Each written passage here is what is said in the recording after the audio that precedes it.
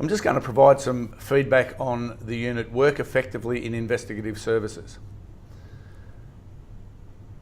In Assessment 2, there are a couple of really important issues, the issues of utmost good faith and the duty of disclosure.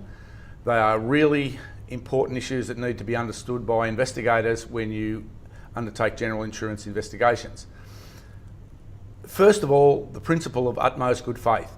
The duty of good faith requires insurers to act with due regard to the insurer's interests in situations where there are conflicts of interest.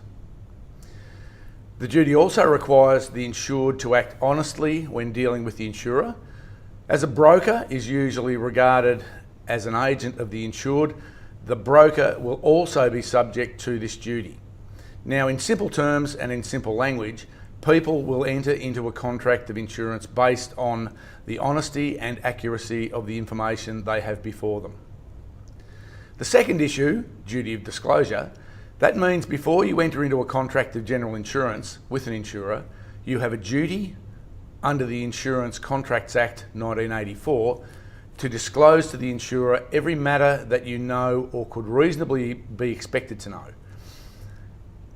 that is relevant to the insurer's decision whether to accept the risk of the insurance, and if so, on what terms. There are a number of different pieces of legislation that regulate your activities as a private investigator. You'll have the Security Providers Act or the Commercial Agents and Private Inquiry Agents Act that is relevant to your jurisdiction. You'll have Privacy Acts, Surveillance Devices Act, Invasion of Privacy legislation, things that regulate the use of optical and audio devices that impinge on privacy. You'll have, in New South Wales, the Workplace Surveillance Act. You'll have Workplace Health and Safety Act and a number of other pieces of legislation. There are also client service level agreements, which are contracts between the client and the investigation company that you'll be engaged by.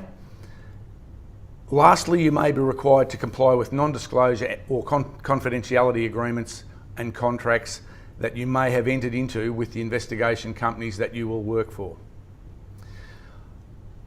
Additionally, what you have provided in regards to the conflict of interest is correct. However, a common conflict of interest is where two different clients instruct you on the same matter.